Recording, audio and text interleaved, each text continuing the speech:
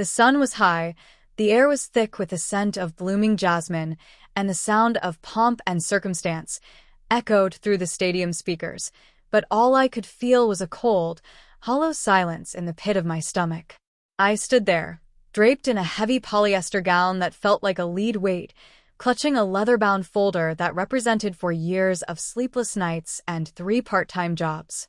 I scanned the crowd for the 5th time, my eyes searching for the familiar faces of my parents and my older brother, Leo. I had sent them the location pin 3 times. I had called them this morning. I had even left a physical invitation on the kitchen island, right next to the coffee machine they used every single day.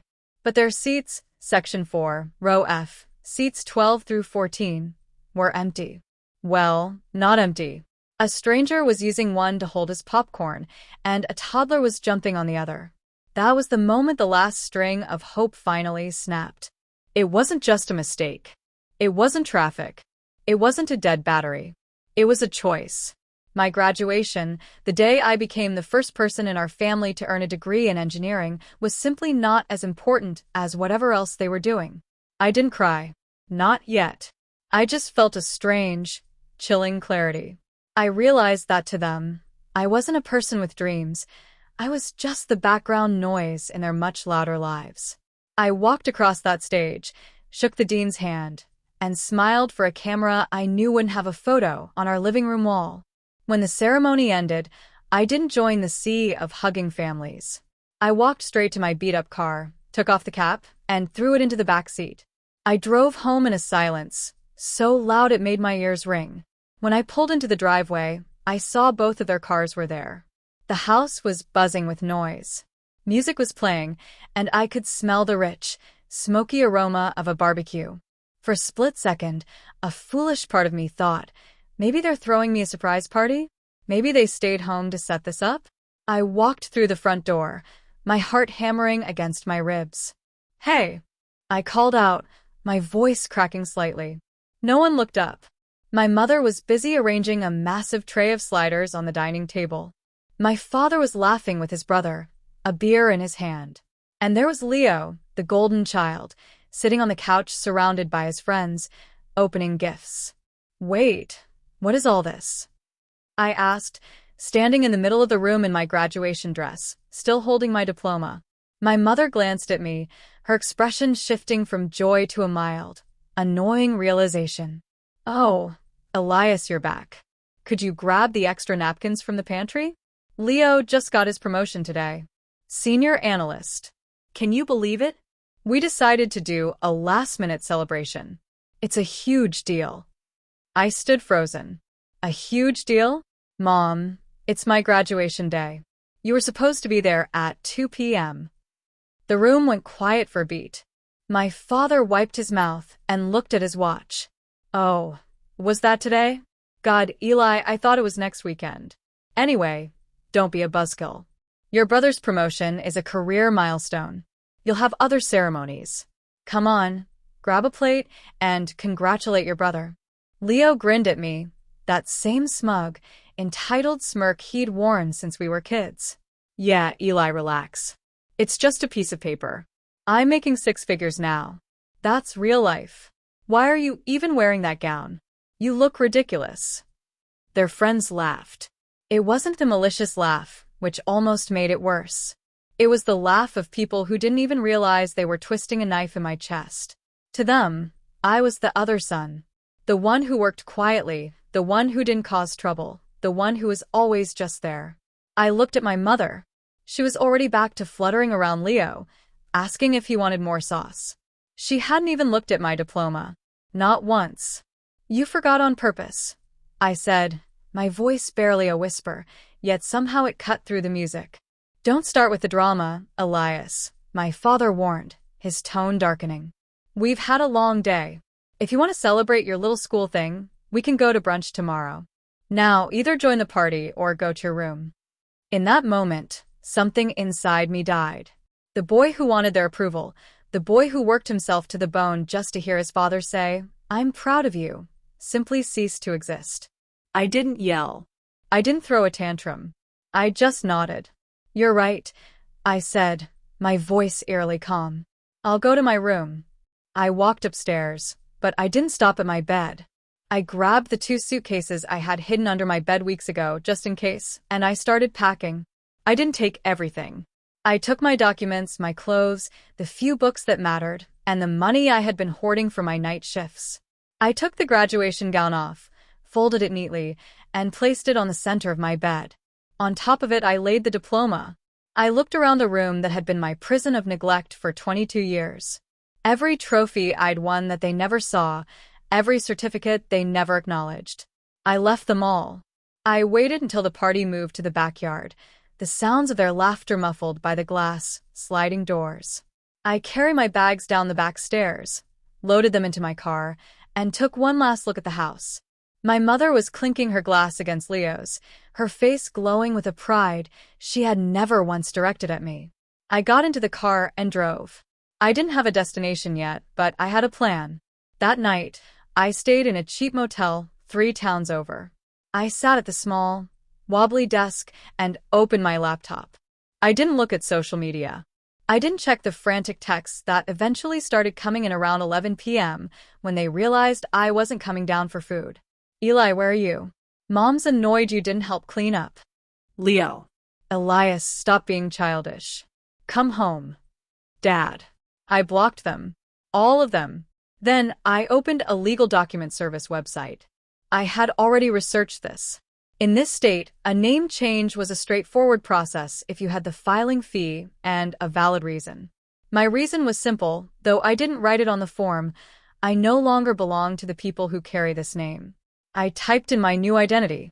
I chose a name that sounded like the man I wanted to become, someone strong, independent, and unreachable. I clicked submit. As the confirmation email popped up, I felt a weight lift off my shoulders. Elias Miller was gone. He was the ignored son, the forgotten graduate, the shadow in the corner of the room. The person sitting in this motel room was someone else entirely. I spent the next 48 hours driving across the state line. I had an internship offer in a city 600 miles away, a job I hadn't told them about because I knew they'd find a way to make it about Leo or tell me I wasn't ready. As I crossed the border, my phone buzzed one last time before I changed the SIM card. It was a voicemail from my mother. Her voice sounded impatient, not worried. Elias, this is enough. Your father is angry. We're going out for Leo's celebratory dinner tonight, and you're expected to be there.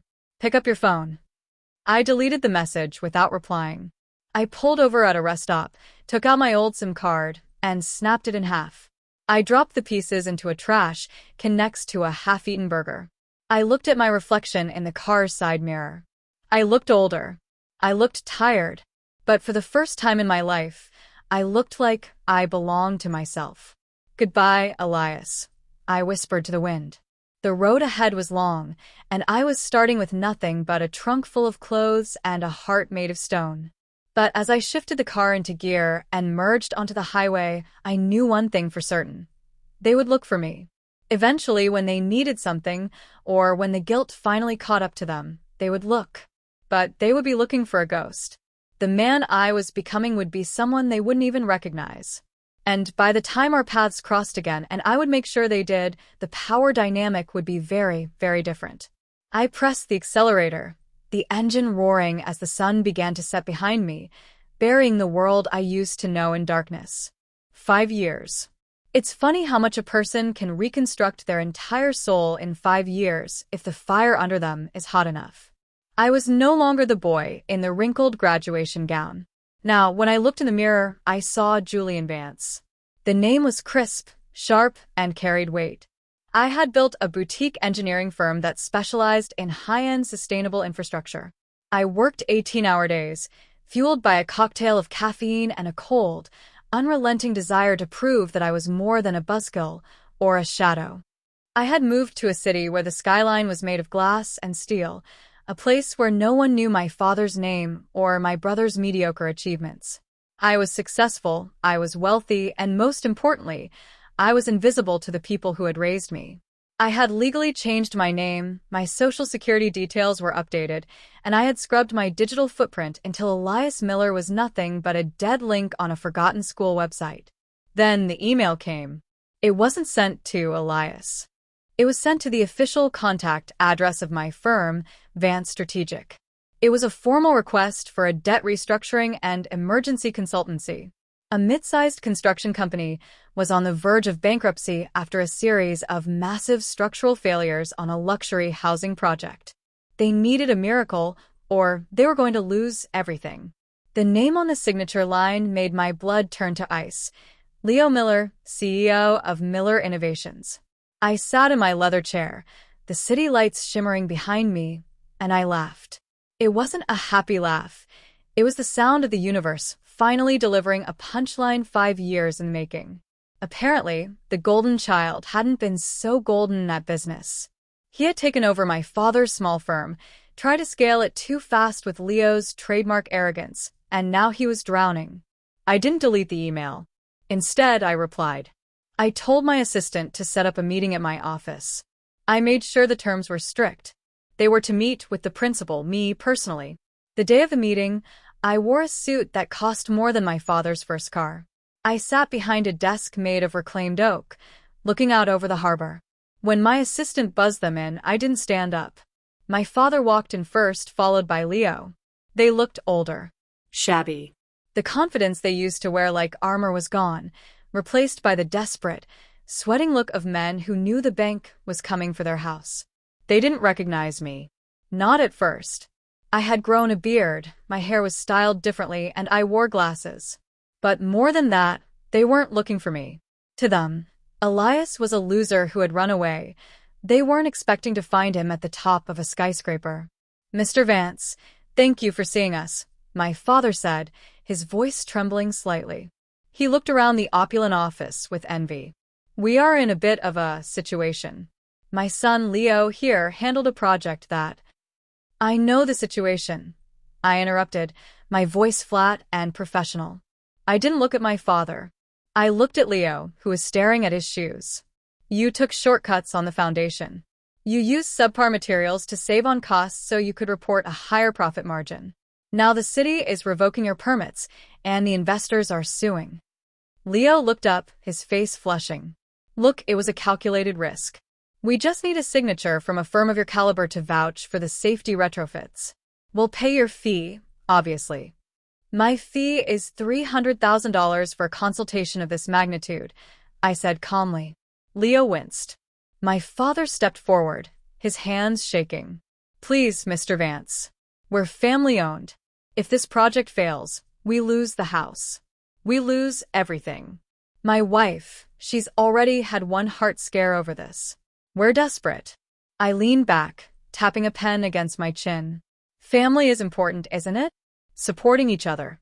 Being there for the big moments. My father nodded vigorously, sensing a breakthrough. Exactly. That's what we've always believed in. Family comes first. The irony was so thick, I could almost taste it. I slowly reached into my desk drawer and pulled out a small, framed photo. I placed it on the desk, facing them. It was a photo of the empty seats at my graduation, Section 4, Row F. I had kept it as a reminder of why I never looked back. They looked at the photo, confused. Then, I slowly took off my glasses and leaned into the light. Section 4, Row F, seats 12 through 14, I said softly. The stadium was hot that day. The jasmine was in bloom. I waited for 2 hours. You never showed up. The silence that followed was deafening. I watched the realization wash over my father's face like a slow-motion car crash. His eyes traveled from the photo to my face, then down to the nameplate on my desk. Julian Vance. Elias, he whispered, his face turning a ghostly shade of gray. Leo's jaw dropped. Eli? Is that? No way. You're the guy? You're Vance. Elias is dead, I said, and for the first time in 5 years, I felt a genuine smile touch my lips.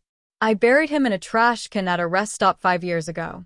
My name is Julian, and I don't have a family. My father moved toward the desk, his eyes filling with tears, tears I knew were more about his failing business than his lost son.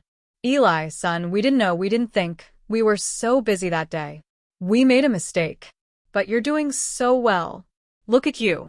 You can save us. We're your flesh and blood. Flesh and blood. I stood up, the chair clicking against the floor. When I graduated, I was flesh and blood. When I worked 3 jobs to pay for the degree you didn't contribute a cent toward, I was flesh and blood. But I wasn't a priority. Leo's promotion was the priority. A barbecue was the priority. Eli, please, Leo stammered, his arrogance completely evaporated. We're going to be homeless. Mom won't survive this. Then you should have thought about Mom before you embezzled funds from the safety budget to buy your new Porsche, Leo, I said, tossing a folder of their own financial records onto the desk. I did my homework before you got here. I walked around the desk and stood in front of them. I was taller than both of them now. Or maybe I just felt taller. I won't sign your papers. And I won't give you a dime, I said. In fact, my firm is officially putting in a bid to buy your company's assets once the foreclosure hits next month. I'll turn your office into a community center for kids who actually want to learn something. You're destroying us, my father yelled, his grief turning into a familiar, impotent rage. After everything we gave you, you gave me a room and the motivation to leave it, I replied. And for that, I suppose I should thank you. But our business here is done. I pressed the intercom. Security, please escort these gentlemen out. They were just leaving. As the guards led them away, my father kept looking back, shouting my name, my old name, into the hallway. Leo just looked broken, a shell of the golden boy he used to be. I watched them through the glass walls until they disappeared into the elevator. I walked back to my desk and sat down. My phone buzzed. It was a notification from my bank. A routine update. I looked at the balance, then looked at the photo of the empty seats. I picked up the photo, walked over to the shredder, and watched it disappear into thin strips. I didn't need the reminder anymore. The debt was paid. I sat back, picked up my pen, and went back to work. I had a bridge to build, and for the first time in my life, the only person I had to make proud was the man staring back at me in the glass.